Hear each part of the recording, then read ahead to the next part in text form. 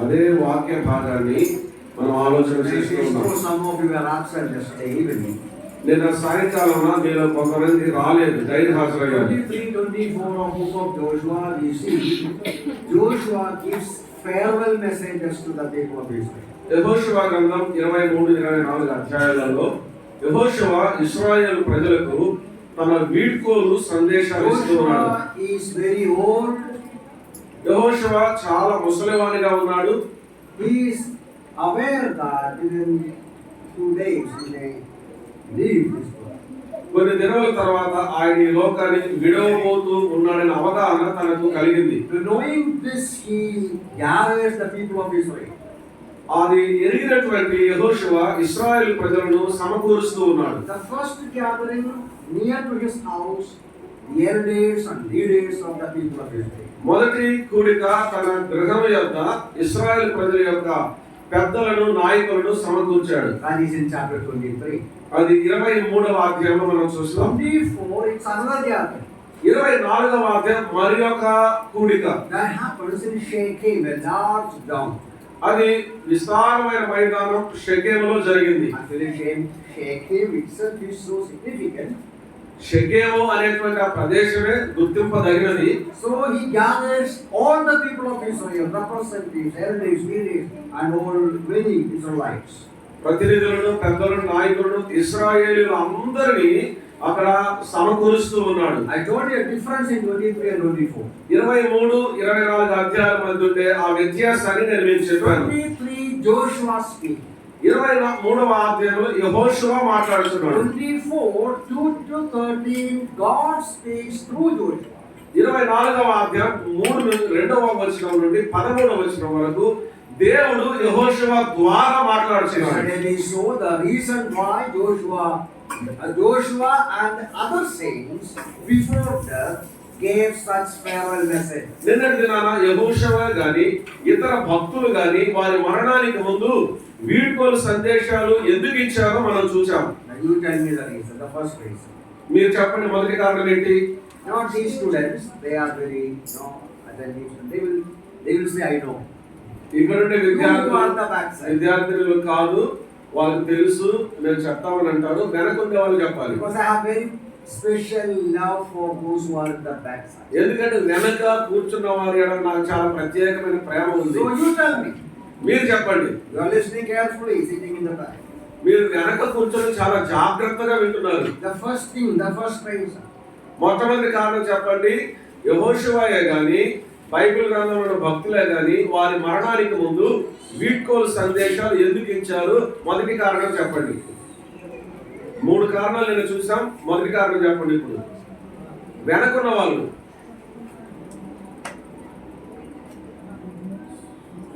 Not much time to waste. ఎక్కువ సమయం లేదండి ఎదురు చూడటానికి. చెప్పేయండి త్వరగా.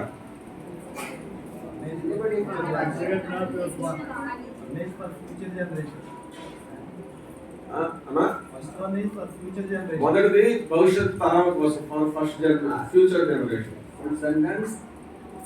They had a concern for the future generation. వారు భవిష్యత్తు తరముల ఎడల ఆలోచన కలిగి ఉన్నారు. They knew that their time is over.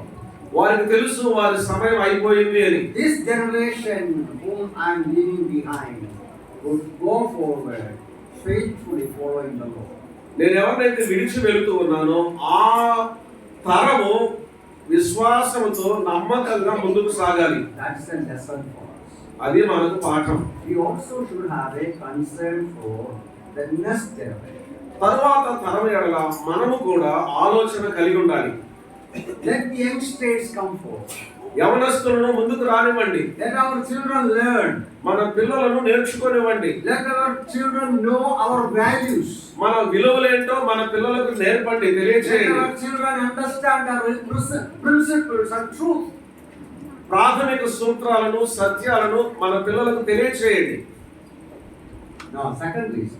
రెండవ కారణం ఏంటి చెప్పండి. That is actually in its context the major one.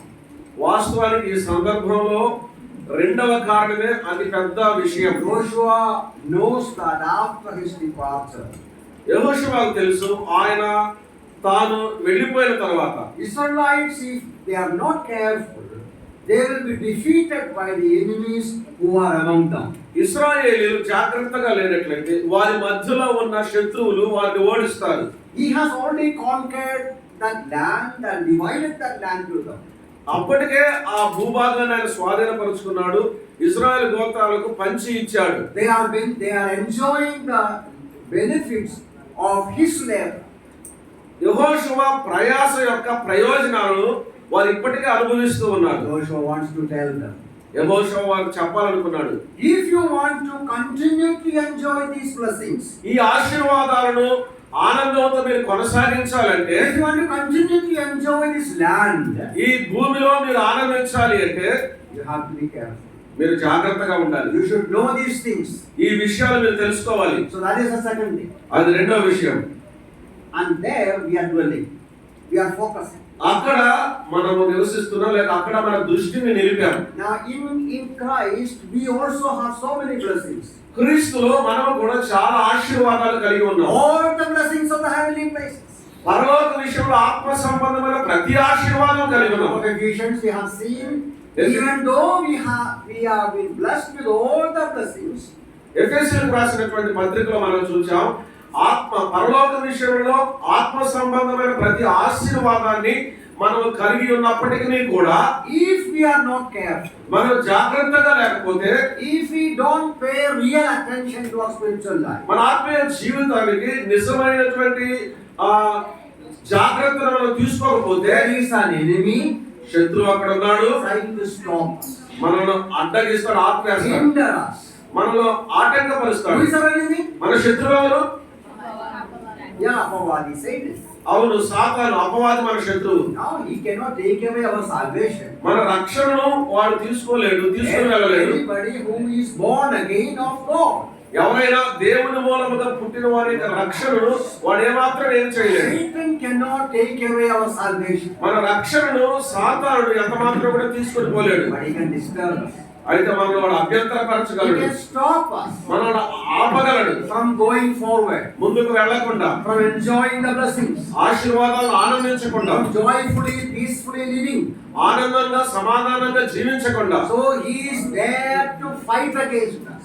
మనతో పోరాటం చేయడానికి, మనతో యుద్ధం చేయడానికి వాడు అక్కడ ఉన్నాడు. That's why Apostle Paul in Ephesians chapter 6 saying, you should withstand the enemy. అందుకే అపోస్తలుడైనటువంటి పౌలు గారు ఎఫెసీయులకు రాసిన పత్రిక 6వ అధ్యాయంలో అంటున్నాడు, మీరు సాతానుని ఎదిరించాలి.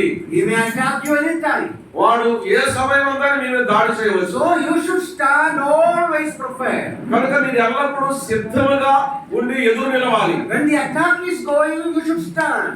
మరి దాడి జరిగేటప్పుడు మనం నిలబడాలి. Once the attack is over, ఆ దాడి అయిపోయిన తర్వాత then you should continue to stand. మనం నిలబడటం కొనసాగించాలి. Yesterday evening we have seen గత రాత్రి సాయంకాలంలో మనం చూచాము how to sustain victorious living. ఈ విజయవంతమైనటువంటి జీవితాన్ని మనం ఎలా జీవించటం, కలిగి ఉండగలం, కొనసాగించగలం. My students will say, నా విద్యార్థులు చెప్తారు, how to sustain victorious living. విజయవంతమైనటువంటి జీవితాన్ని మనం ఎలా కాపాడుకోగలం? What shall we do to continue to enjoy victory in Christ? క్రీస్తులో మనం పొందిన విజయాన్ని ఆనందంతో కొనసాగించడానికి మనం ఏం చేయాలి? Is only one thing so far. And what is that one thing? ఇంతవరకు ఒకే ఒక విషయాన్ని మనం చూసాం. ఏంటి ఆ విషయం? Never forget the past. Yeah, never forget the past. గతమును ఎన్నడూ మరచిపోవద్దు. In chapter 23, Joshua says, 23వ అధ్యాయంలో యెహోషువ చెప్తున్నాడు, 24, God says, 24లో దేవుడు చెప్తున్నాడు, don't forget your humble beginning. మీ దీన ప్రారంభాన్ని మీరు మరచిపోవద్దు. Don't forget all what God has done for you. దేవుడు మీ కొరకు ఏదైతే చేశాడో దాన్ని అంతటిని మీరు మరచిపోవద్దు. Don't forget the provision of God. దేవుని యొక్క అనుగ్రహాన్ని మీరు మర్చిపోవద్దు. God gave you land, God gave you house, దేవుడు మీకు ఈ దేశాన్ని ఇచ్చాడు, దేవుడు మీకు గృహాలను ఇచ్చాడు, God gave you all the resources. దేవుడు మీకు కావలసినటువంటి వనరులన్నీ ఇచ్చాడు. All that you enjoy is God's provision, gracious provision. నీవు ఆనందించేది అంతయు కూడా దేవుడు తన కృప చేత నీకు అనుగ్రహించినవే. Always keep it in our mind. అది ఎల్లప్పుడూ మీ యొక్క మనసులో If ఉంచుకోండి. you remember what happens, నీవు జ్ఞాపకం ఉంచుకుంటే ఏం జరుగుతుంది? that makes us humble. అది మనలను You will తగ్గించుకున్నట్లుగా not చేస్తుంది. be proud and arrogant if you remember that. మనం జ్ఞాపకం ఉంచుకుంటే గర్విష్ఠులము అహంకారము కాకుండా You ఉంటాం. will be thankful. మనము కృతజ్ఞత కలిగిన వారము ఉంటాం. You will be kind to others. ఇతరుల ఎడల దయ చూపే వారముగా ఉంటాం. Why we are kind to others? మనం ఇతరులకు ఎందుకు దయ చూపాలి? God has forgiven us. దేవుడు మనల్ని క్షమించాడు. Lord will forgive them. దేవుడు వారిని క్షమిస్తాడు. So I should forgive them. కనుక నేను వారిని క్షమించాలి. God is kind to me. దేవుడు నా ఎడల దయ కలిగిన I వాడుకున్నాడు. should be kind to them. నేను వారి ఎడల దయ కలిగి ఉండాలి. అర్థమైందా మీకు? There are some people they say, no, I will never forget కొన్నిసార్లు కొంతమంది ప్రజలు ఇలా చెప్తారు, నేను ఎప్పుడు మర్చిపోనంట. what he did. నువ్వేం చేసావో మర్చిపోను. He did forget. నువ్వు మర్చిపోవాలి. He should forgive. నువ్వు క్షమించాలి. Don't keep any bitterness against others. ఇతరుల ఎడల ఏ చేదైన మా అనుభవాన్ని మీ మనసులో ఉంచుకోవద్దు. When we remember all what God did for us, it makes us merciful. దేవుడు మన ఎడల ఏదైతే చేశాడో వాటిని జ్ఞాపకం చేసుకుంటే మనం కనికరమ కలిగిన వారుగా ఉంటాం. Now we will go to the second one. రెండవ దానికి మనం వెళ్దాం. What is the second one? రెండవ కారణం ఏంటి? These two passages, ఈ రెండు భాగాలలో, వాక్య భాగాలలో 23, 24, you see in chapter 23, 23-24 అధ్యాయంలో 23వ అధ్యాయం 6వ వచనం చదువుతాం. కాబట్టి మీరు మోషే ధర్మశాస్త్ర గ్రంథంలో వ్రాయబడినదంతటిని కైకొని అనుసరించుటకు మనస్సు దృఢము చేసుకొని ఎడమకు గాని కుడికి గాని దాని నుండి తొలగిపోక. what is it written there? అక్కడ ఏమి రాయబడినది? You tell me, you also try. ప్రయత్నించండి, నేను చెప్పండి. Don't depart. Many things are there. చాలా విషయాలు ఉన్నాయి. I will read it carefully and you also look at it and tell me where I emphasize.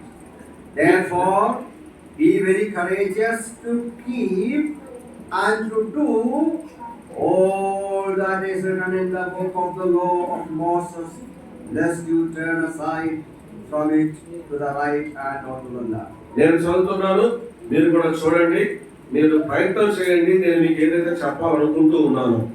కాబట్టి మీరు మోషే ధర్మశాస్త్ర గ్రంథంలో వ్రాయబడినంతటిని గైకొని అనుసరించుటకు మనస్సు దృఢము చేసుకొని ఎడమకు గాని కుడికి గాని దాని నుండి తొలగిపోక. What is the second thing Joshua says? యెహోషువ చెప్తున్న రెండవ విషయం ఏమిటి? Very clearly mentioned. చాలా స్పష్టంగా చెప్పండి కదా. Yeah. Follow the law. Obedience. విధేయత. Absolute obedience of God's word. దేవుని యొక్క వాక్యానికి సంపూర్ణమైన విధేయత. Now notice that 6 begins with therefore. 6వ వచనం ఎలా ప్రారంభమవుతుందో గమనించండి. కాబట్టి. Now, therefore means wherefore. కాబట్టి అంటే ఏంటి? Because of all what God has done for you. దేవుడు మీ కొరకు ఏదైతే చేశాడో దాని అంతటిని బట్టి. Because what God is going to do for you. దేవుడు మీ కొరకు ఏదైతే చేయబోతున్నాడో దానిని బట్టి. Now verse 5 actually speaks about what God is going to do for them. 5వ వచనం వాస్తవానికి దేవుడు ఏదైతే చేయబోతున్నాడో ఆ సంగతిని చెప్తుంది. God will defeat your enemy. దేవుడు మీ శత్రువులను ఓడిస్తాడు. God will give you more land. దేవుడు మీకు మరెక్కువ భూభాగాన్ని ఇస్తాడు. This is God's promise to you. ఇది మీకు దేవుని వాగ్దానం. Therefore, కాబట్టి obey, do, keep and do all that is written in the book of the law of Moses. విధేయత చూపి మోషే ధర్మశాస్త్ర గ్రంథంలో వ్రాయబడినదంతటిని గైకొనండి. You see in chapter 24 also, 24వ అధ్యాయంలో కూడా మనం చూద్దాం. Verse 14, the Lord also says similar matter. 14వ వచనంలో ప్రభు అదే విషయాన్ని మరలా చెప్తున్నాడు. Now therefore fear the Lord, serve him in sincerity and truth. కాబట్టి మీరు యెహోవాకు భయభక్తులు గలవారై ఆయన నిష్కపటముగాను సత్యముగాను సేవించుచు. Again therefore up to 13 God reminded them of the past. 13వ వచనం వరకు వారి గతాన్ని దేవుడు జ్ఞాపకం చేశాడు. Then says you have to do these things. ఆ తర్వాత చెప్తున్నాడు మీరు ఇలాగ చేయాలి. See in the book of Joshua chapter 1. యెహోషువ గ్రంథం 1వ అధ్యాయం చూడండి. In the very beginning of that chapter, that book, this book. ఈ గ్రంథం యొక్క ప్రారంభంలోనే మొట్టమొదటి ప్రారంభంలోనే God the Lord spoke to Joshua. ప్రభు అయిన దేవుడైన యెహోవా యెహోషువతో మాట్లాడాడు. Hope you remember the background of chapter 1. 1వ అధ్యాయం యొక్క నేపథ్యం మీకు జ్ఞాపకం ఉందా? Moses is dead. మోషే చనిపోయాడు. Israelites have not crossed the river Jordan. ఇశ్రాయేలు ఇంకను యోర్దానును దాటలేదు. Nobody knows what to do. ఏమి చేయాలో ఎవరికి తెలియదు. In such a situation, God is telling Joshua, you arise. ఆ పరిస్థితుల్లో దేవుడు యెహోషువతో చెప్తున్నాడు, యెహోషువ నీవు లెమ్ము, My servant Moses is dead. నా సేవకుడైన మోషే మృతి నొందాడు. You arise and you lead the people of Israel. నీవు లేచి ఇశ్రాయేలు ప్రజలను నీవు నడిపించుము. I will be with you, bless you, prosper your work. నేను మీతో కూడా ఉంటాను, నేను మిమ్మల్ని ఆశీర్వదిస్తాను, నేను మిమ్మల్ని వర్ధిల్ల I చేస్తాను. have given all this land in your hand. ఈ దేశమంతటిని భూభాగం అంతటిని నేను నీ చేతికి ఇచ్చి ఉన్నాను. Then the Lord said something else. ప్రభు మరొక విషయాన్ని చెప్పాడు. What you have to do? Verse 8. నీవు చేయాల్సిన విషయం You should not depart from. So the book of the Lord shall not depart from your mouth. ఈ ధర్మశాస్త్ర గ్రంథమును నీవు బోధింపక తప్పిపోకూడదు. You shall meditate it day and night, that you may observe to do according to all that is written in it. For then you will make your way prosperous. దానిలో వ్రాయబడిన వాటన్నిటి ప్రకారం చేయుటకు నీవు జాగ్రత్త పడినట్లు దివారాత్రము దాన్ని ధ్యానించిన యెడల నీ మార్గమును వర్ధిల్ల చేసుకుని చక్కగా ప్రవర్తించడము. So in the beginning itself, the Lord told him, Moses, for Joshua, you have to read and obey the word of God. ప్రారంభంలోనే మోషేతో కానీ యెహోషువతో కానీ దేవుడు చెప్పాడు, మీరు ధర్మశాస్త్ర గ్రంథాన్ని చదివి గైకొనవలెను. The law of Moses. మోషే ధర్మశాస్త్రం Day and night you read it, meditate it, and obey it. దివారాత్రము దానిని ధ్యానించి విధేయత చూపించాలి, ఆ ప్రకారం నడుచుకోవాలి. Then you will be prosperous. అప్పుడు నీవు వర్ధిల్లుతావు. Then alone you will be prosperous. అప్పుడు మాత్రమే నీవు వర్ధిల్లెదవు. Now Joshua, from his own experience, he knows that only God's people will be successful. యెహోషువ తన స్వీయ అనుభవముల నుండి ఆ సంగతి అర్థం చేసుకున్నాడు. దేవుని ధర్మశాస్త్ర గ్రంథాన్ని అనుసరించి నడుచుట వలన ప్రజలు వర్ధిల్లెదరు అని. మీరు నా మాటలు వెంబడిస్తున్నారు, అర్థమవుతుందా? Proper connection. సరైనటువంటి అనుసంధానం దొరికిందా? Joshua from his own experience. యెహోషువ తన సొంత అనుభవంలో నుండి. If you have studied book of Joshua, you will know that. యెహోషువ గ్రంథం మీరు చదివితే ఆ సంగతి మీకు తెలుస్తుంది. In Joshua's life also some failures took place. యెహోషువ యొక్క జీవితంలో కూడా కొన్ని ఓటములు ఎదురయ్యాయి. Now you can search that. What was that failure? ఆ ఓటములు ఏమిటో మీరే వెతకండి. Not big issue, but minor issues. పెద్ద పెద్ద విషయాలు కాదు, కానీ చిన్న చిన్న విషయాలు. Like minor issues became serious later. అయితే ఆ చిన్న చిన్న విషయాలే భవిష్యత్తులో తీవ్రమైపోయాయి. యెహోషువ, You know the result of Achan's activity. అకాని యొక్క వైఖరి ద్వారా వచ్చినటువంటి పర్యవసానం తెలుసుగా? You know the deception of Gibeonites. గిబియోనీల మోసం తెలుసు కదా? Joshua had a part also. ఈ విఫలమైన విషయాలు యెహోషువకు భాగం ఉంది. There was another issue also. మరొక విషయం కూడా జరిగింది. They began to fight against the brethren. సహోదరులు ఒకరి మీద ఒకరు విరోధంగా పోరాటం చేసుకుంటున్నారు. All those things are there in the book of Joshua. యెహోషువ గ్రంథంలో ఇవన్నీ కూడా ఉన్నాయి. So he knows from experience. కనుక తనకు కొంత అనుభవం ఉంది. The moment meditation of God's word is neglected. దేవుని యొక్క వాక్య ధ్యానమును గనుక నిర్లక్ష్యం చేస్తే, the moment when we fail to obey God's word entirely, పూర్తిగా దేవుని యొక్క వాక్యానికి అవిధేయులమవటం మొదలైతే failure is sure. మనం ఖచ్చితంగా ఓడిపోతాం. So he says here, the second thing is you need to be obedient to God's word. కాబట్టి ఇక్కడ ఆయన చెప్తూ ఉన్నాడు, రెండవదిగా దేవుని యొక్క వాక్యమునకు మీరు విధేయులు కావాలి. Now we need to understand one thing here. ఇక్కడ మరొక విషయాన్ని మనం అర్థం చేసుకోవాలి. Let us carefully again that book, that 23:6. 23వ అధ్యాయం 6వ వచనం మరలా జాగ్రత్తగా చూడండి. What they should obey? దేనికి వారు విధేయత చూపాలి? All that is written in the book of the law of Moses. మోషే ధర్మశాస్త్ర గ్రంథంలో వ్రాయబడిన అంతటికి So what shall we obey? మనం దేనికి విధేయులు కావాలి? You tell me. In the back side, what shall we obey? మనం దేనికి విధేయులు కావాలి? వెనకన వాళ్ళు చెప్పండి. Chapter చెప్పండి. Only one person. ఒక్కలే చెప్పమాట్లాడుతున్నారా? Let me hear properly. సరిగ్గా విననివ్వండి. చెప్పండి. దేనికి విధేయత What చూపాలి? shall we obey according to verse 6? 6వ వచనం ప్రకారం మనం దేనికి విధేయులం కావాలి? That is written in the book of the law of Moses. ధర్మశాస్త్ర గ్రంథంలో వ్రాయబడిన అంతటిని Now you give me the answer. What you should obey? మీరు జవాబు చెప్పండి. దేనికి మీరు విధేయులు కావాలి? Commandments for the word of God. See, we must remember one thing. మనం ఒక విషయం జ్ఞాపకం ఉంచుకోవాలి. When Joshua says there was only the law of Moses. యెహోషువ ఇక్కడ మోషే ధర్మశాస్త్రం అని చెప్పినప్పుడు Today we have the entire Bible. ఇప్పుడైతే మనకు బైబిల్ గ్రంథం అంతా కూడా ఉంది. At that time the whole book was not written. ఆ సమయంలో ఈ గ్రంథం అంతా కూడా వ్రాయబడలేదు. Now somebody can say, you see it is written there, you obey the law of Moses. ఇక్కడ మోషే ధర్మశాస్త్రములకు విధేయత చూపించాలి అని వ్రాయబడి ఉన్నది. ఎవరైనా చూపించమంటే చూపించవచ్చు. So I will read only the books written by Moses అలాగంటే మోషే ద్వారా వ్రాసిన గ్రంథాలు మాత్రమే నేను చదువుతా and obey. విధేయత It's చూపిస్తాను. not written for the other books. ఇతర పుస్తకాలు వ్రాయబడలేదు కాబట్టి That's a wrong idea. అది తప్పు అభిప్రాయం. Now come to one verse in 2 Timothy 3:16. తిమోతికి రాసిన 2వ పత్రిక 3వ అధ్యాయం 16 ఒక వచనంలోనికి రండి. 3:16. తిమోతికి రాసిన 2వ పత్రిక 3వ అధ్యాయం 16వ వచనం. All scripture is given by inspiration of God. ప్రతి లేఖనము దైవావేశం వలన కలిగినది. We have to consider all scripture. మనము ప్రతి లేఖనము అనే విషయాన్ని ఆలోచించాలి. And there again I should read one more verse. మరొక వచనాన్ని కూడా చదవాలి.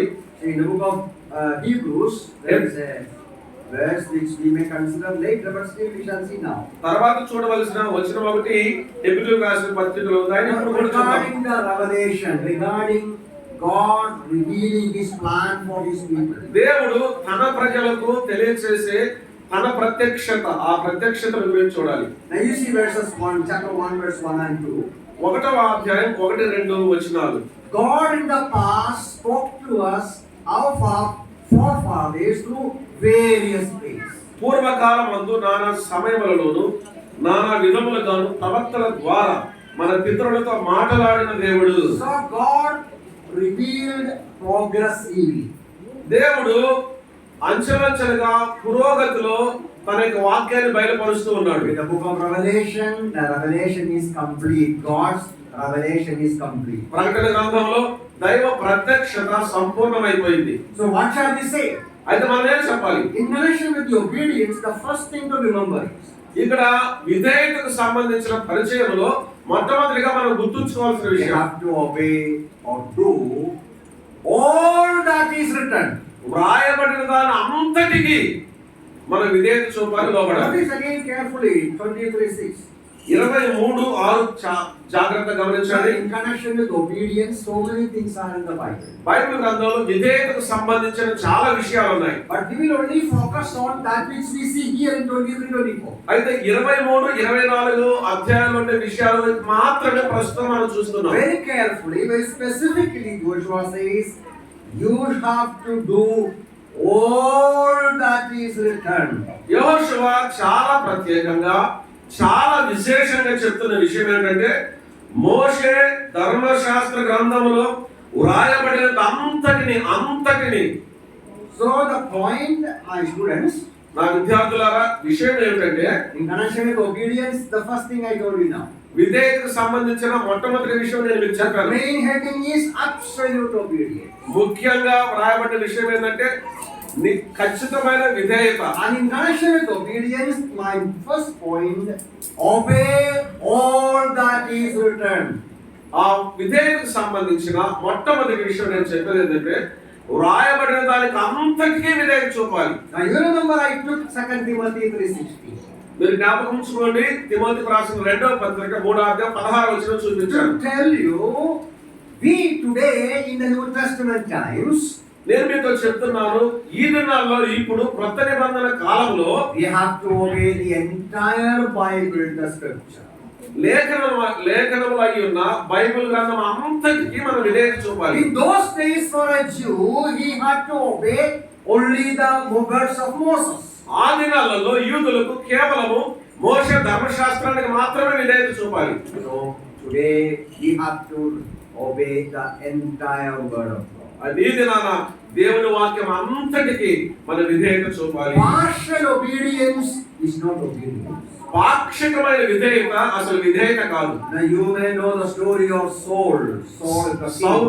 సౌలు రాజైన సౌలు యొక్క జరిగిన కథ మీకు తెలుసు. 1 Samuel chapter 15. సమూయేలు మొదటి గ్రంథం 15వ అధ్యాయం. 1 Samuel chapter 15. సమూయేలు మొదటి గ్రంథం 15వ అధ్యాయం. You know the Lord commanded him to attack the enemy.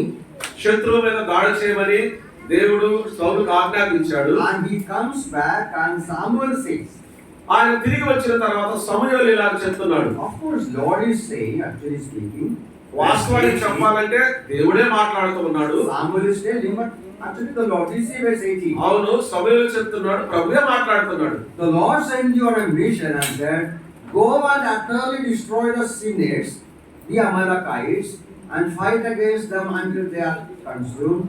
Why then you did not obey the voice of the Lord? దేవుడు అమాలేకీయులను అందరినీ కూడా నా సమూల నాశనం చేయమని దేవుడు నీకు పనిని అప్పగించి పంపించాడు కదా, నీవు వారిని సమూలంగా ఎందుకు నాశనం చేయలేదు అని సమూయేలు సౌలుని అడిగాడు. ఏం చెప్పాలనుకుంటున్నావా? Conversation is going on. ఎక్కడైనా సంభాషణ జరుగుతుంది. So, which king went for fight? యుద్ధం చేయడానికి వీళ్ళు రాజు ఎవరు చెప్పండి, మీరు చెప్పండి పిల్లలు. ఎవరు? You. Yeah, you give the answer. నువ్వే చెప్పు. తేజ చెప్పు. సౌలు చెప్పు. Somebody help you. బాబులు help. You are sitting so close to me, so listen carefully. మీరు నాకు చాలా దగ్గర కూర్చున్నాను, జాగ్రత్తగా వినండి. Okay. సరేనా? So what he says, I have obeyed. సౌలు ఏమన్నాడు? చెప్పినట్లే చేశాను, విధేయత చూపానన్నాడు. Did you obey actually speaking? వాస్తవానికి చెప్పాలంటే తను విధేయత చూపాడా లేదా? The Lord says you did not obey. ప్రభు అన్నాడు, నీవు విధేయత చూపలేదు, చెప్పిన మాట వినలేదు. They see verse 20, he says, I have obeyed. 20వ వచనంలో మనం గమనించినట్లయితే చెప్పినదంతా చేశాను అని అంటున్నాడు. It was only partial obedience. అది కేవలం పాక్షికమైన విధేయత. Study that passage in detail, you will know that. వివరంగా ఆ వాక్య భాగాన్ని చదవండి, మనకు అర్థమవుతుంది. Saul went and obeyed partially. సౌలు వెళ్ళి పాక్షికంగా విధేయత చూపించాడు. Then he has an excuse for disobedience. ఈ అవిధేయతకు ఒక సాకు చెప్తున్నాడు. But what happens there? అది అక్కడ ఏం జరిగింది? Samuel says obedience is much more important than the offering, sacrifice. బలులు అర్పించడం కంటే Verse 22. మాట వినట శ్రేష్టము. 22వ వచనం. 23 Samuel says rebellion is sin. 23వ వచనంలో సమూయేలు అంటాడు, తిరుగుబాటు పాపము. At the end of 23, because you have rejected the word of God, he also has rejected you. 22, 23 వచనాల్లో సౌలుతో సమూయేలు చెప్తున్నాడు, నీవు దేవుని విసర్జించినవి కనుక దేవుడు నేను విసర్జిస్తున్నాడు. Nature. అలా జరగదు. Okay, pay attention, don't disturb me. జాగ్రత్తగా నన్ను ఇబ్బంది పెట్టద్దు, ఏకాగ్రత నిలపండి, నా వైపు చూడండి. Okay, సరేనా? because you know it disturbs me.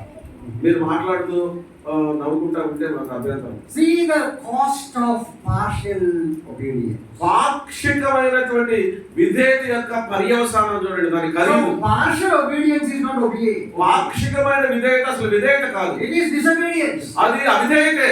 Obeying something here and there. అక్కడ ఇక్కడ ఏదో ఒక దానికి లోబట్టం. We need to obey the entire word of God. దేవుని వాక్యం అంతటికి మనము విధేయత చూపించాలి. That's why we have to teach, we have to read, we have to study the entire scripture. అందుకనే లేఖనం అంతటిని మనం ధ్యానించాలి, చదవాలి, బోధించాలి. See in Acts chapter 20 verse 27. అపోస్తలుల కార్యముల గ్రంథం 20వ అధ్యాయం 27వ వచనం. Apostle Paul speaks about that type of his ministry. అపోస్తలుడైనటువంటి పౌలు గారు తన పరిచర్య విధానాన్ని అక్కడ He చెప్తున్నారు. says, I have not shunned to declare to you the whole counsel of God. దేవుని సంకల్పం అంతయు మీకు తెలియకుండా నేనేమీ దాచుకొనలేదు. I did not hesitate to say everything. నేను అంతయు మీకు చెప్పడానికి నేను వెనువేయలేదు. But often preachers, they have some preferable topics. కొన్నిసార్లు కొంతమంది బోధకులకు కొన్ని ఎంచుకున్న అంశాలు మాత్రం ఉంటాయి. They will, for example, some will preach only character studies. కొంతమంది వ్యక్తిగత జీవితాలు మాత్రమే బోధిస్తారు. Some people will speak only prophecy. కొంతమంది ప్రవచనాన్ని మాత్రమే బోధిస్తారు. Some people will only take psalms. కొంతమంది కీర్తనలు మాత్రమే బోధిస్తారు. A preference is not a bad thing. ఆ ఎంచుకోవటం అనేది తప్పు కాదు. But if an assembly should be healthy, అయితే ఒక సంఘము ఆరోగ్యకరంగా the ఉండాలి. servant of God, the preacher, teacher has to teach everything. Devil From is- Genesis to Revelation. దేవుని సేవకుడు బోధకుడు ఎవరైతే ఉన్నాడో అంతయు బోధించాలి, ఆది కాండం నుండి ప్రకటన గ్రంథం వరకు. That is the way we have to teach. ఆ విధంగా నిజంగా మనం బోధించాలి. See, just read Deuteronomy chapter 6.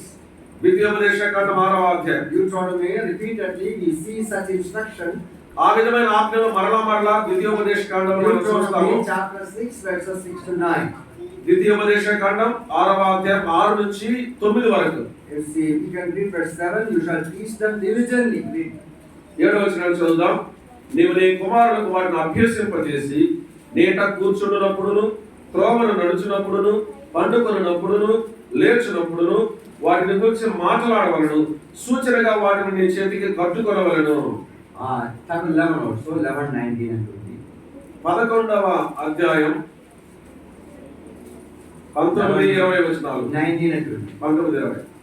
నీవు నీ ఇంట కూర్చుంటున్నప్పుడు, త్రోవను నడుచునప్పుడు, పండుకొనున్నప్పుడు, లేచునప్పుడు వాటిని గురించి మాట్లాడుచు వాటిని మీ పిల్లలకు నేర్పి నీటి ద్వారబంధముల మీదను నీ గౌనుల మీదను వాటిని వ్రాయవలెను. See, the Lord wants us instructing, you should teach the whole Bible to your children. మీ పిల్లలకు బైబిల్ గ్రంథం అంతటిని బోధించాలని మోషే వారికి ఆజ్ఞాపిస్తూ Your ఉన్నాడు. children should be able to know every part of God's word. దేవుని వాక్యంలో ప్రతి భాగము కూడా మీ పిల్లలు ఎరిగి ఉండాలి. I'll read a few verses from Psalm also, Psalm 78. కీర్తనలు 78వ కీర్తన నుండి కొన్ని చరణాలు నేను Psalm చదవాలనుకుంటున్నాను. 78 verses 4 to 6. 78వ కీర్తన 4 నుంచి 8 చరణాల వరకు. You can read that. యెహోవా స్తోత్రార్హ క్రియలను, ఆయన బలమును, ఆయన చేసిన ఆశ్చర్య కార్యములను దాచకుండా వాటిని వారి పిల్లలకు మేము చెప్పేదము. రాగల తరములలో పుట్టబో పిల్లలు దాన్ని ఎరుగునట్లును వారు లేచి తమ పిల్లలకు దాన్ని వివరించినట్లును వీరును దేవుని యందు నిరీక్షణ గలవారై దేవుని క్రియలను మరవకయుండి యథార్థ హృదయులు కాక దేవుని విషయమై స్థిర మనసు లేనివారై తమ పితరుల వలె తిరగబడకయు మూర్ఖతయు తిరుగుబాటును గల తరమును పోలి ఉండకయు వారు ఆయన ఆజ్ఞలను గైకొనున్నట్లును ఆయన యాకోబు సంతతికి శాసనములను నియమించను, ఇశ్రాయేలు సంతతికి ధర్మశాస్త్రములను అనుగ్రహించను. మన పితరులు తమ పుత్రులకు దానిని తెలుపవలెనని వారికి ఆజ్ఞాపించను. The whole scripture must be taught to children. లేఖనం అంతటిని పిల్లలకు బోధించాలి. Because without knowing the whole scripture, how can we obey? లేఖనం అంతా తెలియకుండా మనం ఎలా విధేయత చూపిస్తాం? My emphasis is obedience should be of all the scripture. నేను మీకు చెప్పాలనుకొని బయలుపరచాలనుకునే విషయం ఏంటంటే లేఖనం అంతటికి మనం విధేయత Now చూపాలి. come to the 2 Timothy again. తిమోతికి రాసిన 2వ పత్రికలోకి మరలా రండి. 2 Timothy 3:16. 3:16. తిమోతికి రాసిన 2వ పత్రిక 3:16. Now it's written there, what do we have in the scripture? లేఖనములో మనకి ఏముందో అక్కడ రాయబడింది. Now you see different terms are there. అక్కడ వేరు పదాలు ఉన్నాయి, గమనించండి. All scripture is given by inspiration of God and is profitable for doctrine. yes దైవావేశము వలన కలిగిన ప్రతి లేఖనము ఉపదేశించుటకును. The scripture is profitable for doctrine. ఉపదేశించుటకు ప్రయోజనకరమైనది. That means teachings. దాని అర్థం ఏంటంటే బోధ. The word of God shows us the right way. దేవుని వాక్యం సరియైన మార్గాన్ని మనకు చూపిస్తుంది. Then what do we have there? తర్వాత ఇంకేమున్నాయి మనకు? The word of God is profitable for reproof. ప్రతి లేఖనము ఖండించుటకు ప్రయోజనం. Reproof means when we go from the right way, the word of God will say this is not the right way. మనము తప్పు మార్గంలో వెళ్ళినప్పుడు దేవుని వాక్యం ఇలా తెలియజేస్తుంది ఇది సరైన మార్గము కాదు అని. So what is right? Doctrine, reproof, what is not right. ఏది వాక్యానుసారమైన మార్గము ఏది వాక్యానుసారమైన మార్గం కాదో ఈ ఉపదేశం మనకు తెలియజేస్తుంది. తప్పు మార్గంలో వెళ్తే ఖండిస్తుంది. Then you tell me what do we have in the scripture? లేఖనంలో ఏముంది ఇప్పుడు మీరు చెప్పండి. Doctrine, reproof, the third thing. ఉపదేశించుటకును ఖండించుటకును మూడవది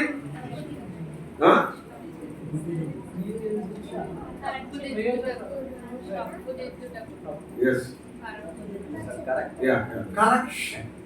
తప్పు దిద్దుటకును. Correction means when you are the wrong way, how to come back to the right way.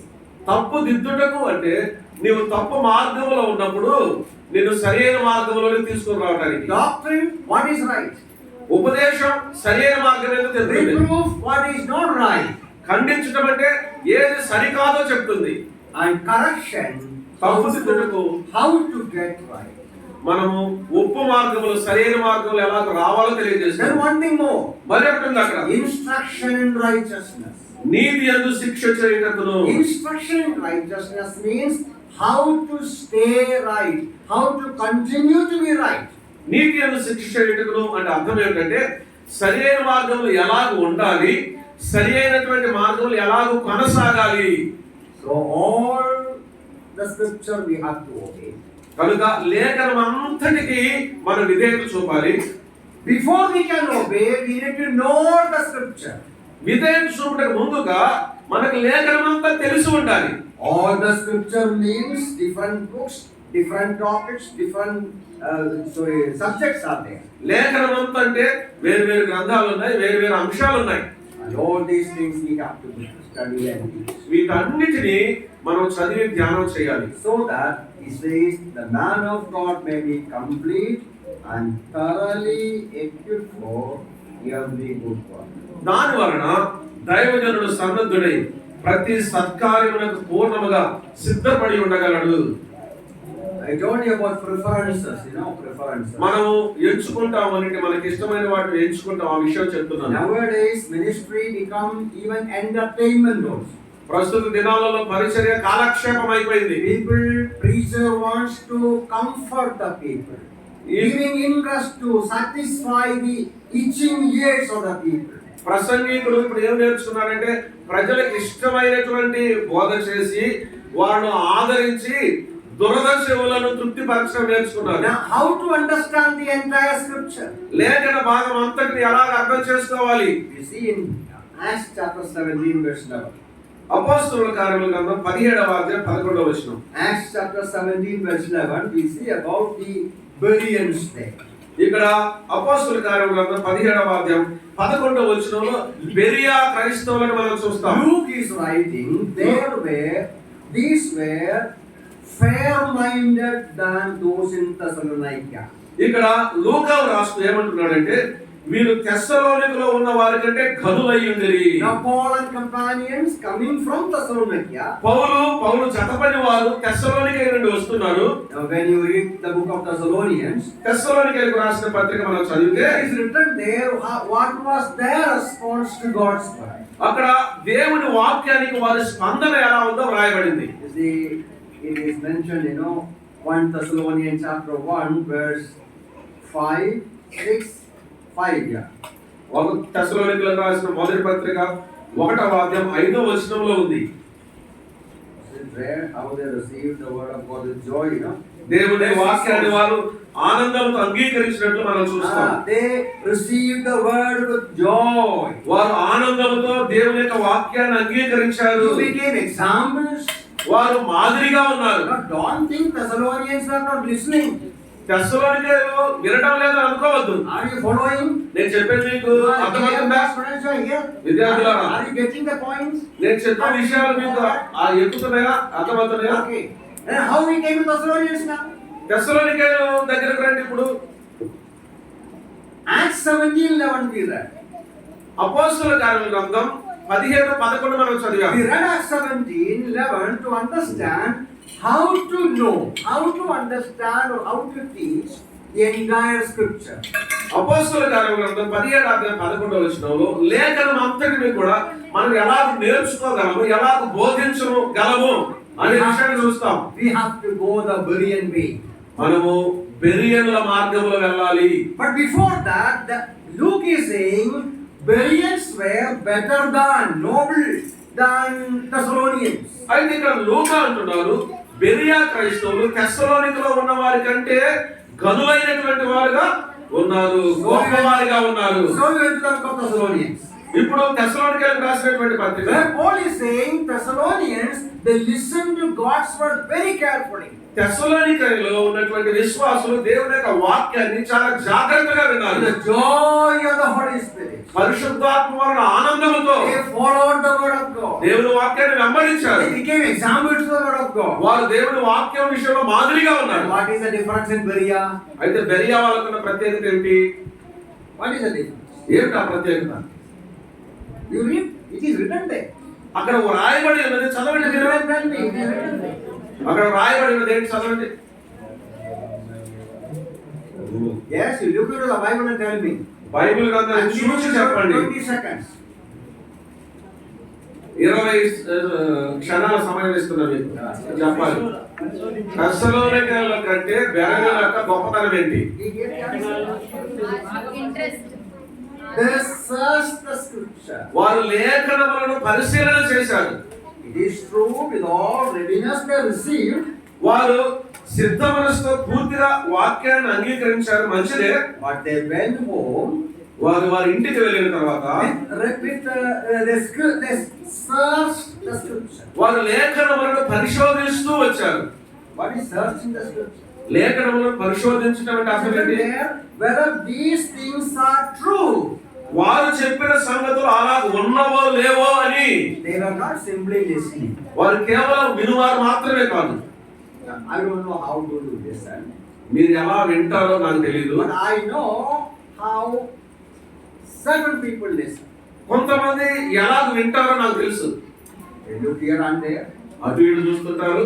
And they will look at the watch also. మధ్య మధ్యలో గడియారం చూసుకుంటా ఉంటారు. They will look at the clock here and there. ఇక్కడ ఉన్నటువంటి గోడ గడియారాన్ని కూడా చూస్తారు. This man will stop. ఎప్పుడు ఈ మనిషి ఆపుతాడు? They don't listen actually. వాస్తవానికి వారు వినరు. They are thinking about the program after this program. ఈ కార్యక్రమం తర్వాత ఉండే కార్యక్రమం గురించి ఆలోచన Even చేస్తున్నారు. some sisters are thinking what to make for lunch today. కొంతమంది సహోదరులు అయితే మధ్యాహ్నం భోజనం కోసం ఏం సిద్ధపరచాలని ఆలోచన చేస్తూ ఉంటారు. And you may really wonder. నేను నిజంగా ఆశ్చర్యపోయే విషయం ఏంటంటే Last year I was in a particular place, that meeting. గత సంవత్సరం ఒక స్థలంలో ఒక కూడికలో సభలో నేను ఉన్నాను. I was in the back like a normal audience. సాధారణమైన ప్రేక్షకుల్లాగే వెనక కూర్చొని ఉన్నాను. The program is going. It's not a small program. There's a worship meeting going on. చిన్న కార్యక్రమం కాదు, ఆరాధన కార్యక్రమం జరుగుతూ ఉంది. One elderly person, ఒక పెద్దవాడైనటువంటి వ్యక్తి just sitting in front of me. నా ముందు Next bench. నా ముందు ఆ బెంచ్లో కూర్చొని ఉన్నాడు. He is looking through YouTube. ఆయన యూట్యూబ్ చూస్తున్నాడు ఫోన్ లో. I was so, wondering what kind of people they are. నేను చాలా ఆశ్చర్యపోయాను, ఏ విధమైన ప్రజలండి వీళ్ళు. I never imagined in a worship meeting somebody will do that.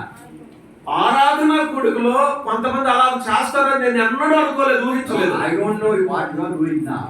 మీరు ఇప్పుడు ఏం చేస్తున్నారో నాకు తెలియదు. But there may be a possibility. అలా చేసేవారు కూడా ఉండొచ్చు. And there are some who hear and send it to this. కొంతమంది ఒక చెవిలో విని మరో చెవిలో వదిలిపెడతారు. But then Bereans, they heard it. అయితే బెరియా క్రైస్తవులు విన్నారు, They noted down. రాసి పెట్టుకున్నారు. They note down the references and the points. వచనాలు, అంశాలు రాసి పెట్టుకున్నారు. They went home and searched the scripture. వారు ఇంటికి వెళ్లి లేఖనాలను పరిశోధన చేశారు. So what Paul said is true or no? పౌలు చెప్పినవి అలా ఉన్నవా లేవా అని. That is the way to understand the whole scripture. లేఖనాలను అంతటిని అర్థం చేసుకునే విధానం అది. Listen carefully. జాగ్రత్తగా వినండి. While listening one or two messages, once in a year or once in a month, సంవత్సరానికి ఒకసారి లేక నెలకు ఒకసారి ఒకటో రెండు వర్తమానాలు విన్నందువలన We are not going to understand this big book. ఈ పెద్ద పుస్తకాన్ని మనం అర్థం చేసుకోలేదు. Study and understand this book. You have to study. మనం ఈ యొక్క పుస్తకాన్ని అర్థం చేసుకోవాలంటే చదివి ధ్యానించాలి. You know, reading, చదవటం మనకు తెలుసు కదా, studying, ధ్యానించటం, meditation. ఆ ధ్యానం కలిగి ఉండాలి.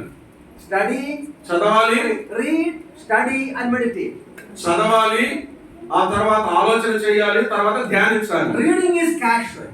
ఈ చదవటం అనేది అలవాటు ప్రకారం. Of course, better than doing nothing. అసలు ఆ రకంగా ఉండే కంటే చదవకుండా ఉండడం వేరు. Studying is ఆలోచన చేయడం అనేది like a student. విద్యార్థుల వలె Writing, రాయడం, looking carefully, జాగ్రత్తగా చూడటం, underlining the passages. వాక్య భాగాల కింద గీతలు పెట్టుకోవడం. Going home and search in the scripture like Bereans. Beriah వారి వలె ఇంటికి వెళ్లి లేఖనాలను పరిశోధన చేయటం. I told you already, the scripture, God gave progressively. నేను మీకు చెప్పాను, దేవుని యొక్క వాక్యం అంచెలంచెలుగా దేవుని చేత మనకి ఇవ్వబడింది. So in other words, God has revealed something in the book of Genesis, something in the book of Leviticus, something in the book of Corinthians. For example, ఉదాహరణకు దేవుడు ఆది కాండంలో ఒక సంగతి తెలియజేశాడు, లేవియా కాండంలో ఒక సంగతి తెలియజేశాడు, కొరింథీయులకు రాసిన పత్రికలో మరొక సంగతి తెలియజేశాడు. understand the topic, ఆ అంశం అర్థం you చేసుకోవడానికి have to go to Genesis, ఆది కాండంలోకి వెళ్ళాలి, you have to go to Exodus or Leviticus, ఆ నిర్గమ లేవియా కాండాలకు వెళ్ళాలి, and then Corinthians. తర్వాత కొరింథీయులకు రావాలి. All the passages you have to ఈ study. వాక్య భాగాలు అన్ని మనం ధ్యానం చేయాలి. For example, obedience ఉదాహరణకు నిజాయిత, or anything, any topic, ఏ అంశమైనా సరే the whole Bible. బైబిల్ గ్రంథం అంతటిని చూసి మనం ఆలోచన చేయాలి. But there is a beautiful verse in Isaiah 34. యెషయా గ్రంథం 34వ అధ్యాయంలో ఒక మనోహరమైన వచనం ఉంది. Isaiah 34 verse 16. యెషయా గ్రంథం 34వ అధ్యాయం 16వ వచనం. Read there, search from the book of the law. One of these shall fail. యెహోవా గ్రంథమును పరిశీలించి చదువుకొనుడి, ఆ జంతువులను ఏదీ లేకై ఉండదు. The Lord is telling you, search the book. ప్రభు చెప్తున్నాడు, యెహోవా గ్రంథమును పరిశీలించి చదువుకొనుడి. We need to study God's word. దేవుని వాక్యాన్ని మనం చదివి ఆలోచన చేయాలి. Meditation, what is meditation? ధ్యానం అంటే ఏంటి అర్థం? ధ్యానం. Now you tell me difference. ఈ వ్యత్యాసం మీరు చెప్పండి. ధ్యానించడం అంటే ధ్యానించడం, Studying, meditating. చదవటం, ఆలోచన చేయటం, The ధ్యానించటం. Bible says you read the scripture, Revelation 1:3. Read it. Bible గ్రంథాన్ని మనం చదవాలి. ప్రకటన గ్రంథం 1:3 వచనం చూడండి. Study just like the Bereans have done it. Beriah వాళ్ళు చేసినట్లుగా చదవాలి, Meditate. ఆలోచన చేయాలి. The Lord spoke to Joshua, meditate. యెహోషువతో దేవుడు చెప్పాడు, ధ్యానించాలి. What is meditation? ధ్యానం అంటే ఏంటి? The difference is in meditation you take a brief passage. ఈ ధ్యానం అనే దానికి మనకు అర్థం కావడానికి ఒక చిన్న వాక్య భాగాన్ని చూద్దాం. Few verses or few part of a verse. ఒక వచనం యొక్క ఒక భాగాన్ని తీసుకోవాలి, You keep on reading, చదువుతూనే ఉండాలి, repeatedly thinking of, మరలా మరలా ఆలోచన చేయాలి, digesting it. దాన్ని జీర్ణం చేసుకోవాలి. Thus we shall know the entire scripture ఆ రీతిగా లేఖనం అంతటిని మనం తెలుసుకుంటాం. by reading, studying, meditating. చదువుట ద్వారా, ఆలోచన చేయడం ద్వారా, ధ్యానించడం ద్వారా Then we shall be able to obey the entire scripture. అప్పుడు లేఖనం అంతటికి మనం విధేయతను చూపించడం ప్రారంభిస్తాం. Partial obedience is not enough. పాక్షికమైన విధేయత సరిపోదు. Now come back to the same passage. What else he says there in 23:6? 23వ అధ్యాయం 6వ వచనంలో ఇంకా ఏం చెప్తున్నాడు? యెహోషువ గ్రంథంలో విధేయతకు సంబంధించి You see, there is an expression in the end of that verse, which in English, ఆ 6వ you వచనం, should not turn aside from it to the right hand or to the left. 6వ వచనం ముగింపులో ఒక వ్యక్తీకరణ మనం అక్కడ చూస్తాము. ఎడమకు గాని కుడికి గాని దాని నుండి తొలగిపోక. Now what is the idea there? ఇక్కడ తలంపు ఏమిటి చెప్పండి? You should obey all the word. వాక్యం అంతటికి మనం విధేయత చూపాలి. At the same time, you should not go to the left or to the right. అదే సమయమందు కుడికి గాని ఎడమకు గాని మనం తొలగకూడదు. Now similar words we find in the Lord's commandment with Joshua also. అదే భావాన్ని యెహోషువకు దేవుడు ఆజ్ఞాపించిన ఆజ్ఞలో మనం చూడగలం. You see what is written there in Joshua also, the Lord said the same thing. Verse 7, 1:7. యెహోషువ గ్రంథం 1వ అధ్యాయం 7వ వచనంలో దేవుడు యెహోషువకు అదే చెప్పాడు. అయితే చివరి భాగంలో నీవు దాని నుండి కుడికి గాని ఎడమకు గాని తొలగకూడదు. What is the idea? What does it mean? ఇక్కడ ఆలోచన, ఇక్కడ తలపేటి చెప్పండి, దాని అర్థం ఏంటి? Now when you are not reading those verses in the book of Deuteronomy also, similar words are repeated. ద్వితీయోపదేశ కాండంలో ఈ వాక్యాలే మరలా చెప్పబడ్డాయి. We should obey all the word. వాక్యం అంతటికి మనం విధేయత As we obey, make sure we are not going to the left or to the right. విధేయత చూపే విషయంలో మనం ఒక విషయాన్ని నిశ్చయం చేసుకోవాలి. కుడికి గాని ఎడమకు గాని తొలగకూడదు. Now you are walking or driving on a road. మీరు ఒక వాహనాన్ని నడుపుకుంటూ రహదారులు వెళ్తా ఉన్నారు. How do you travel? మీరు ఎలా ప్రయాణం చేస్తారు? If you go to the left, what will happen? ఎడమ వైపు వెళ్తే ఏం జరుగుతుంది?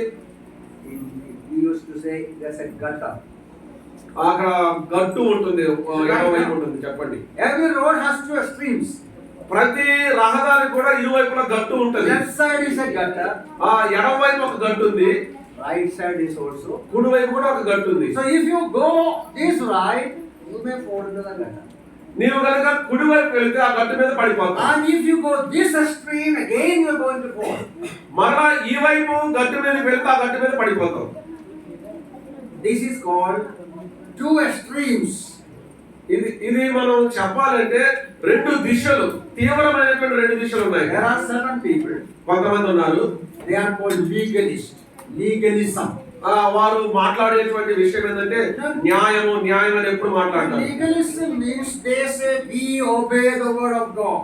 వారు చెప్పే విషయం ఏంటంటే మనం దేవుని యొక్క వాక్యానికి విధేయులం కావాలి. We obey all that is written in it. ఇది రాయబడిన వాక్యం అంతటికి న్యాయంగా మనం విధేయత చూపాలి. Often they demand more than what the Bible says. చాలా తరచుగా వాళ్ళు బైబిల్లో రాయబడిన దానికంటే ఇంకా అతిగా ప్రవర్తిస్తారు. One example I can think of. నేను ఆలోచన చేసిన ఉదాహరణ ఏంటంటే, For example, ఉదాహరణ then only you understand. అప్పుడే మీకు అర్థమవుతుంది. The Lord Jesus said, "Don't invest in heaven." You know. ప్రభువైనటువంటి యేసుక్రీస్తు వారు చెప్పాడు, భూమి మీద కాదు పరలోకమందు మీ కొరకు ధనం కూర్చుకొనుడే So చెప్పాడు. what we should do? మనం ఏం చేస్తాం? All the salary we get, మనం పొందిన జీతం అంతా తీసుకొని we eat, మనమే ఖర్చు పెట్టుకుంటాం, we use it, మనం కూర్చుంటాం, and give to people. ప్రజలకు ఇస్తాం, Spend it. ఖర్చు చేస్తాం, Finish it. అయిపిస్తాం. Next month God will give another salary. వచ్చే నెలలో మరి ఒక జీతం వస్తుంది. The Lord says, "Don't invest in heaven, not in on earth." ప్రభు అన్నాడు, భూమి మీద కాదు పరలోకమందు మీ కొరకు ధనం కూర్చుకొనుడి. So such people, they will not invest in on earth. అటువంటి వారు భూమి మీద ఆ ధనమును కూర్చుకోరు. The Bible says you forget your parents. Bible గ్రంథం చెప్తుంది, నీ తల్లిని తండ్రిని మరువుము, And so follow me. నన్ను వెంబడించుము. So forgetting the parents. తల్లిదండ్రులు విడిచిపెట్టు, Not taking care of the parents. తల్లిదండ్రుల గురించి జాగ్రత్త తీసుకోరు. Understand? అర్థమైందా? They don't pay attention to the context. ఆ సందర్భానికి వారు ఏకాగ్రత చూపరు. They go to the extremes. వారు తీవ్రమైన పరిస్థితుల్లోకి వెళ్ళిపోతారు. There are some people, కొంతమంది ఉన్నారు. I know about a group. ఒక గుంపు గురించి నాకు తెలుసు. They don't eat properly. వారు సరిగా తినరు. They don't keep more dress also. వారు వస్త్రాలు కూడా సరిగా ధరించుకోరు. Minimum dress, minimum food. కనిష్టమైనటువంటి ఆహారం, కనిష్టమైన వస్త్రాలు ధరించుకోరు. No connection with any relative. ఏ బంధువులతో వాళ్ళు సంబంధం కలిగి ఉండరు. Bible believers. బైబిల్ నమ్మే విశ్వాసులే. That is extreme position. అది తీవ్రమైనటువంటి స్థాయి. It is legalism. దాన్ని ఏమంటారంటే న్యాయమైన అని అంటారు. Legalism means going beyond what is written. వ్రాయబడిన దానికి మించి అతిగా వెళ్ళడం. Then that is one extreme. The other extreme is liberalism. ఒకవైపు ఆ తీవ్రత ఉంటే మరొక వైపు స్వేచ్ఛ, పూర్తి స్వేచ్ఛ. Liberalism means, they're so liberal, they don't obey all that is written. స్వేచ్ఛాపరులు ఎవరు అంటే స్వేచ్ఛగా ఉంటారు, వ్రాయబడిన దానికి అంతటికి వారు విధేయత చూపరు. They have an excuse for disobeying the word of God. దేవుని వాక్యానికి అవిధేయత చూపించడానికి సాకులు వెతుకుతారు. Now, for example, ఉదాహరణకు we don't allow women to teach and preach. స్త్రీ ప్రసంగించడానికి కానీ బోధించడానికి కానీ మనం అనుమతించాం. I understand here also. ఇక్కడ కూడా మన బ్రదర్ విశ్వాసము దాన్ని పాటిస్తాం. That is what the Bible says. Bible గ్రంథం అలా చెప్తుంది. But the liberals will say, ఈ స్వేచ్ఛాని పరులు చెప్తారు, that is written for Corinthians. అది కొరింథీయులకు మాత్రమే రాయబడింది. మనం Aurangabad. What is written for Corinthians are not suitable for us in our. కొరింథీయులకు రాసిన మాటలు మనకు సరిపోవంటారు. So they have an excuse for everything. కాబట్టి ప్రతిదానికి వాళ్ళు సాకులు The వెతుక్కుంటారు. Bible says we should not add to it. Bible గ్రంథం చెప్తుంది నువ్వు దానికి ఏది కలపకూడదు. We should not remove also. దేనిని దాని నుండి తీసివేయకూడదు. See, in the book of Galatians chapter 1, గలతీయులకు రాసిన పత్రిక 1వ అధ్యాయం, you know that Apostle Paul is warning. అక్కడ మనకు తెలుసు అపోస్తలుడైన పౌలు గారు హెచ్చరిస్తున్నారు. Galatians chapter 1 verse 8 and 9, he says, if an angel comes after us and preaching against what we preached, the angel is accursed. గలతీయులకు రాసిన పత్రిక 1వ అధ్యాయం 8వ వచనం, మేము మీకు ప్రకటించిన సువార్త గాక మరొక సువార్తను మేమైనను పరలోకము నుండి వచ్చిన యొక్క దూత అయినను మీకు ప్రకటించిన యెడల అతడు శాపగ్రస్తుడవును గాక. Even if an angel will come. దేవదూత వచ్చినా కూడా. In the book of Revelation also we see a warning to all who remove the Bible passages. Bible ప్రకటన గ్రంథంలో కూడా బైబిల్ గ్రంథంలో కొన్ని వాక్య భాగాలను తొలగించిన వారిని హెచ్చరిస్తున్న మాటలు ఉన్నాయి. Revelation 22 verse 18 and 19. ప్రకటన గ్రంథం 22వ అధ్యాయం 18, 19 వచనాలు మనం చదువుదాం. ఈ గ్రంథం అందున్న ప్రవచన వాక్యములను ప్రతి వారికి నేను సాక్ష్యం ఇచ్చినది ఏమనగా, ఎవడైనను వీటితో మరి ఏదైనా కలిపిన యెడల ఈ గ్రంథంలో వ్రాయబడిన తెగుళ్ళు దేవుడు వారికి కలుగజేయును. ఎవడైనను ఈ ప్రవచన గ్రంథమందున వాక్యములను ఏదైనా తీసివేసిన యెడల దేవుడి గ్రంథంలో వ్రాయబడిన జీవ వృక్షములను పరిశుద్ధ పట్టణములను వారికి పాలు లేకుండా చేయును. God is pronouncing judgment upon those who add to the word and removes.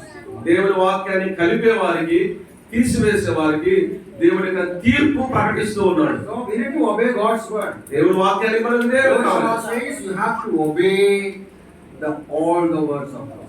యెహోషువ చెప్తున్నాడు, నీవు దేవుని వాక్యం అంతటికి విధేయత చూపాలి. And the second point is actually balanced obedience. రెండవదిగా మనం చెప్పాలనుకున్న విషయం ఏంటంటే సమతుల్యము కలిగిన విధేయత. Students, you will get that? అది మీకు అర్థమైందా? Nowadays, balanced obedience. సమతూకము కలిగిన విధేయత. Now the question is, ఇప్పుడు ప్రశ్న ఏంటంటే, if we have to maintain balance in obedience, విధేయతలో సమతుల్యాన్ని మనం కాపాడుకోవాలంటే again we need a clear understanding of all the doctrine teaching in the Bible. మరలా దేవుని యొక్క వాక్యంలో చెప్పబడిన ప్రతి బోధ, ప్రతి సిద్ధాంతం మనకు అర్థం కావాలి. Never read the book of Corinthians, for example. ఉదాహరణకు కొరింథీయులకు రాసినటువంటి పత్రిక మనం చదివితే, or never we studied the book of Colossians, కొలస్సీయులు ఎన్నడూ మనం చదవలేదు, or the book of Hebrews. Hebrew పత్రిక చదవలేదు. There are plenty of Bible books, New Testament, that are of the Old Testament. పాత నిబంధన గ్రంథంలోనే కానీ కొత్త నిబంధన గ్రంథంలోనే చాలా పుస్తకాలు ఉన్నాయి. Difficult to understand. వాటిలో అర్థం చేసుకోవడానికి కష్టమైనవి చాలా ఉన్నాయి. But without knowing that passages, we cannot have a balanced obedience, a balanced understanding. ఆ వాక్య భాగాలను మనం అర్థం చేసుకోకపోతే మనము సమతూకము కలిగిన విధేయత కలిగి ఉండలేము, సమతూకంగా లోబడలేము. That's why earlier also I told you we need personal Bible study, systematic Bible study. అందుకే ప్రారంభంలోనే నేను మీకు చెప్పాను, క్రమబద్ధమైన వాక్య ధ్యానాన్ని మనం కలిగి ఉండాలి. Every assembly should have a systematic Bible study, weekly Bible study. ప్రతి స్థానిక సంఘం కూడా వారంలో వాక్య ధ్యాన కూడిక, క్రమబద్ధమైన వాక్య ధ్యాన కూడిక కలిగి ఉండాలి. Personal Bible study system. ప్రతి వ్యక్తి కూడా వ్యక్తిగతంగా క్రమమైన వాక్య ధ్యానం కలిగి ఉండాలి. Very sad to notice nowadays very few studies. చాలా విచారకరమైన విషయాన్ని గమనిస్తున్నాం, చాలా కొద్ది మంది మాత్రమే the brethren all over the world were known as Bible students, Bible teachers. ఒకనొక సమయంలో ప్రపంచ వ్యాప్తంగా బ్రదర్ అంటే దేవుని వాక్యాన్ని చదివే వాళ్ళు, బోధించే వాళ్ళు పేరుంది. Others used to say they study the Bible. ఇతరులు కూడా బ్రదర్ గురించి ఏం చెప్తారంటే వాళ్ళు వాక్యాన్ని చదువుతారని Do చెప్తారు. you study the Bible? నువ్వు వాక్యం Do you చదువుతున్నావా? have a Bible study system? నీకు వాక్య ధ్యానం చేసేటువంటి కూడిక ఉందా క్రమబద్ధంగా? Do you have a notebook for your study notes? నీ వాక్యాన్ని ధ్యానం చేసేటప్పుడు రాసుకునే నోట్ పుస్తకం ఉందా? Don't say any yes or no. అవును కాదని ఏం చెప్పొద్దు. But I'm just asking. నేను ఊరికి అడుగుతున్నంతే. Many do not have. చాలా మందికి అలవాటు లేదు. Then what Joshua says, it's difficult for you to continue. అందుకు యెహోషువ ఏం చెప్తున్నాడంటే మీరు కొనసాగటం చాలా కష్టం. I think I have 15 minutes more. ఇంకో 15 నిమిషాల టైం ఉందా అనుకుంటున్నాను నేను. If not, you can say, sit down. లేకపోతే కూర్చోమని చెప్పండి. Now one thing more is there. Look at that verse again. ఆ వచనాలు చూడండి, మరొక విషయం ఉందా? 23:6. 23. My friends. నా విద్యార్థులారా చూడండి. Therefore be very courageous to keep and to do all that is written. కాబట్టి మీరు మోషే ధర్మశాస్త్ర గ్రంథంలో వ్రాయబడిన అంతటిని గైకొని అనుసరించుటకు మనస్సును దృఢము చేసుకొని. The main point is absolute obedience. మొట్టమొదటి విషయం ఏంటంటే సంపూర్ణమైన విధేయత. And in connection with obedience, number one, you should study, obey the entire scripture, all the word. విధేయతకు సంబంధించి మొట్టమొదటి విషయం ఏంటంటే లేఖనం అంతటికి, వాక్యం అంతటికి విధేయత చూపాలి. Number two, balanced obedience. రెండవదిగా సమతూకం కలిగిన విధేయత. Not going to extremes. ఏ విధమైనటువంటి తీవ్రమైన వాటికి వెళ్ళకుండా. And the third one, మూడవదిగా here it is mentioned, obey courageously. ఇక్కడ మనసు దృఢము చేసుకొని ధైర్యము. Why courage is needed? ఎందుకు ఈ దృఢత్వం అవసరం, ధైర్యం అవసరం? Same word the Lord spoke to Joshua earlier. ప్రారంభంలో మొదట్లో అదే మాట యెహోషువతో దేవుడు మాట్లాడాడు. Chapter 1 verse 7, Joshua 1:7. యెహోషువ గ్రంథం 1వ అధ్యాయం 7వ వచనం. Only be strong and very courageous, that you may observe to do according to all that which is Moses has commanded. అయితే నీవు నిబ్బరము కలిగి జాగ్రత్త పడి బహు ధైర్యముగా ఉండి నా సేవకుడైన మోషే నీకు ఆజ్ఞాపించిన ధర్మశాస్త్రం అంతటి చొప్పున చేయవలెను. Why? He needs to be strong and courageous to obey. విధేయత చూపించడానికి జాగ్రత్త, నిబ్బరము కలిగి ధైర్యముగా ఉండాలి. I'll give you 5 seconds for that. దానికి 5 క్షణాలు ఇస్తాను. Did you get the question? ప్రశ్న నీకు అర్థమైందా? Why Joshua needs courage యెహోషువకు ధైర్యము ఎందుకు అవసరం? to obey? విధేయత చూపడానికి ధైర్యం ఎందుకు అవసరం? Anybody can? ఎవరైనా చెప్పండి, విధేయత చూపడానికి ధైర్యం అవసరమా? ఎందుకు అవసరం? Because ఎందుకంటే God's commandment, what the Bible says is, దేవుని యొక్క ఆజ్ఞ అంటే ఏంటో బైబిల్ ఏం చెప్తుందంటే quite often beyond our logic and understanding. కొన్నిసార్లు మనం అర్థం చేసుకొని మన గ్రహింపుకు మించి ఉంటుంది. It may look like paradoxical. It may look like illogical. కొన్నిసార్లు చూడటానికి అది అన్యాయంగా అనిపిస్తుంది. For example, the Bible says, you come and see. అందుకని కొన్నిసార్లు బైబిల్ గ్రంథం ఇలా చెప్తుంది, నీవు వచ్చి చూడుము. The word says you see and come. లోకం ఏమంటుందని నీవు చూచి రా అని చెప్తుంది, రమ్ము అని చెప్తుంది. The Bible says you give, you will get. Bible గ్రంథం చెప్తుంది నీవు ఇస్తే పొందుతావు. The word will say you keep, then you have. ఓ లోకం చెప్తుంది నీది నువ్వు దాచిపెట్టుకో నీకు ఉంటుందని చెప్తుంది. You understand that? అర్థమైందా నీకు? Now the Bible says you give, then you will get. Bible గ్రంథం చెప్తుంది ఇవుడి నీకు ఇవ్వబడును. It is contradictory for the human ideology. మానవుని యొక్క ఆలోచనకు అది వివాదంగా ఉంది. The Bible says you die, you will live. Bible గ్రంథం చెప్తుంది నీవు చనిపోతే బ్రతుకుతావు అని చెప్తుంది. Go down, you will come up. నీవు క్రిందికి దిగి వెళ్ళము, నువ్వు పైకి వస్తావని చెప్తుంది. Understand that, you know? అర్థమైందా నీకు? All those who are on the back, they will be the first. ఎవరైతే కడపటి వారు వారు మొదటి వారు అవుతారు. Those who are the first will be the last. మొదటి వారు కడపటి వారు అవుతారు. By biblical truth, quite often is contrary to the human ideology. Bible గ్రంథం యొక్క సిద్ధాంతం మానవుని యొక్క ఆలోచన విధానానికి వ్యతిరేకంగా వివాదాస్పదంగా ఉంటుంది. So when we obey God's word, మనం దేవుని యొక్క వాక్యానికి లోబడితే people will mock at us. మనలను ప్రజలు ఎగతాళి చేస్తారు. They will laugh at us. మనల్ని చూసి నవ్వుతారు. They will oppose us. మనల్ని వాళ్ళు విభేదిస్తారు. They will hate us. మనల్ని అసహ్యించుకుంటారు. They will question us. వారు మనల్ని ప్రశ్నిస్తారు. They will attack us. వారు మన మీద దాడి చేస్తారు. Because they don't understand. ఎందుకంటే వారికి అర్థం కాదు. Today in India, you know, ఇప్పుడు భారతదేశం మనకు తెలుసు, because of the social media and YouTube and all, ఈ సామాజిక ప్రసార మాధ్యమంలో యూట్యూబ్ లో so much false allegations, false information is going, spreading against the believers' brother. So we believe God records people.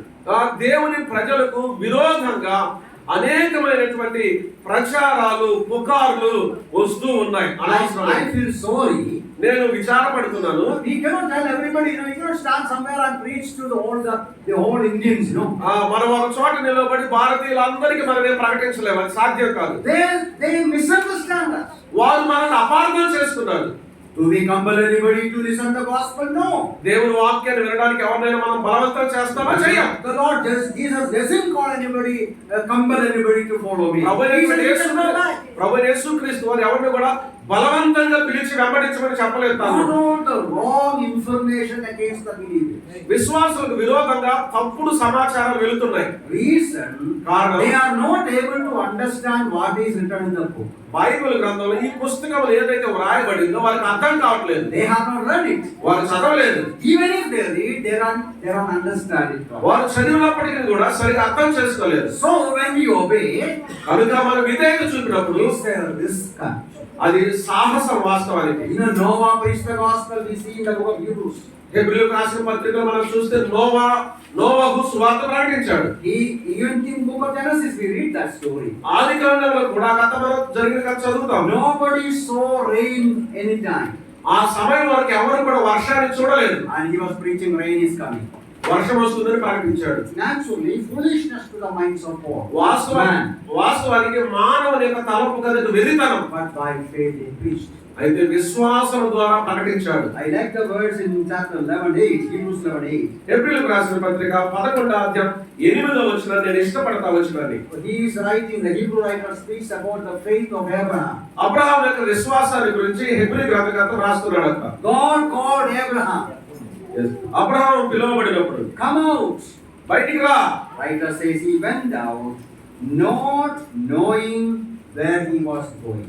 ఇక్కడ ఈ గ్రంథకర్త రాస్తూ ఉన్నాడు, అబ్రహాము పిలువబడినప్పుడు విశ్వాసమును బట్టి ఆ పిలుపునకు లోబడి తాను స్వాస్థ్యముగా పొందలైన ప్రదేశమునకు బయలువెళ్ళెను. మరి ఎక్కడికి వెళ్ళవలనో అది ఎరుగక బయలువెళ్ళెను. See the obedience of Abraham. Abraham యొక్క విధేయత చూడండి. The Lord calling Abraham, you come out. Abraham బయటికి రా అని ప్రభువు I పిలిచాడు. will give you thy land. నేను ఈ దేశాన్ని నీకు ఇస్తాను. He went out. బయటికి వెళ్ళాడు. Followed the Lord, not knowing where he is going. ఎక్కడికి వెళ్ళవాలేనో ఎరుగకనే వెళ్ళాడు. That is a risk, you know. అది సాహసం కదా. Taking his family and getting away from his native place. కుటుంబాన్ని తీసుకొని తన స్వస్థలం నుండి వెళ్ళిపోవడం. Somebody will ask Abraham, where are you going? I don't know. ఎవరైనా అబ్రహాం అడిగితే అబ్రహాం ఎక్కడికి వెళ్తున్నావు అంటే నాకు తెలియదు. The Lord will show me. ప్రభు నాకు చూపిస్తాడు. People will mock us. ప్రజలు ఎగతాళి చేస్తారు కదా. Today many times, you know, occasionally on the way, you know, somebody will ask me or people like me, who are you? మార్గ మధ్యలో కొన్నిసార్లు వెళ్తుంటే నన్ను కానీ లేక నా వంటి వారిని కానీ ప్రజలు ఇలా అడగవచ్చు, ఎవరు నువ్వు అని. When we say we are the servants of God, మనం దేవుని సేవకులు అని చెప్తాం. who are paying you? మీకు ఎవరు డబ్బు ఇస్తున్నారు? खाना पीना कैसा होता है? ఆహారం, అన్నము, నీళ్ళు ఎలా వస్తాయి మీకు? Very difficult to tell them God provides. దేవుడు అనుగ్రహిస్తాడని వాళ్ళకి చెప్పడం చాలా కష్టం. Even if we say try our best, they can't understand. మనం సాధ్యమైనంతగా శాయశక్తుల ప్రయత్నించి చెప్పినా వారికి అర్థం కాదు. God provides. What are you saying? దేవుడు ఇస్తాడా? ఏం చెప్తున్నావు నువ్వు? The people around us do not know the scripture. మన చుట్టూ ఉన్న ప్రజలకు లేఖనం తెలియదు. Our own dear ones do not understand the Bible. మన ప్రియులైనటువంటి వారు కూడా వాక్యాన్ని అర్థం చేసుకోలేకపోతున్నారు. So there is courage is needed. కనుక ధైర్యం అవసరమై ఉన్నది. There you know this is the word of God. ఇది దేవుని యొక్క వాక్యం అని మనకు తెలుసు. You know you have to obey. నీవు విధేయత చూపాలని నీకు తెలుసు. But the question, అయితే ప్రశ్న, what my wife will think about it? దాని గురించి నా భార్య My ఏమనుకుంటుంది, parents and friends and dear ones and relatives. నా తల్లిదండ్రులు, నా బంధువులు, నాకు ప్రియులైన వారు ఏమనుకుంటారు? If you are convinced of the truth, సత్యం విషయం నీవు ఒప్పించబడితే we have to obey. మనం విధేయత చూపాలి. For that, courage. దాని కొరకు ధైర్యం అవసరమైనది. We need to take the risk. మనం సాహసం చేయాలి. History proves, Bible proves. చరిత్ర రుజువు చేస్తుంది, బైబిల్ రుజువు చేస్తుంది. To risk, when we take such a risk by faith, విశ్వాసం ద్వారా అటువంటి సాహసం మనం చేయాలి. God will honor our risk. మన సాహసాన్ని దేవుడు గౌరవిస్తాడు. God will honor our faith. మన విశ్వాసాన్ని దేవుడు గౌరవిస్తాడు. He will never fail us. ఆయన మనల్ని ఎన్నడూ ఓడిపోనివ్వడు. So actually, I have one more point here. వాస్తవానికి నా దగ్గర మరొక విషయం ఉంది. I will take it now. నేను ఇప్పుడు చెప్పను. But these three, let us remember. ఈ మూడింటిని మనం జ్ఞాపకం చేసుకుందాం. In order to sustain victorious life, విజయవంతమైన క్రైస్తవ జీవితాన్ని కాపాడుకోవడానికి, నిలవబెట్టుకోవడానికి God has blessed us in many ways. దేవుడు అనేకమైన వాటిలో మనల్ని ఆశీర్వదించాడు. We can go forward, become more, reach a higher level of spiritual life. మన ఆత్మీయ జీవితంలో ఉన్నతమైన స్థాయికి వెళ్ళడానికి మనం ముందుకు వెళ్ళవచ్చు. For that, అది నిమిత్తమై that is called sustained victorious living. అది విజయవంతమైనటువంటి జీవితాన్ని జీవించటం, కాపాడుకోవటం. For that, we have to obey the word of God. అందు నిమిత్తం దేవుడి వాక్యానికి మనం విధేయులం కావాలి. That obedience should be the entire scripture. Obey. ఆ విధేయత అనేది లేఖనం అంతటికి విధేయత చూపాలి. We need to obey in its balance. మనం సమతూకం కలిగిన విధేయత చూపాలి. And we need to obey courageous. మనం ధైర్యంగా విధేయత చూపాలి. Joshua's concern is even for us.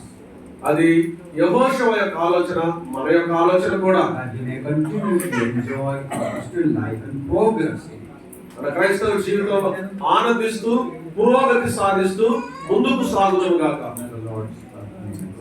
ప్రభు యొక్క నామం మహిమపరచబడును గాక.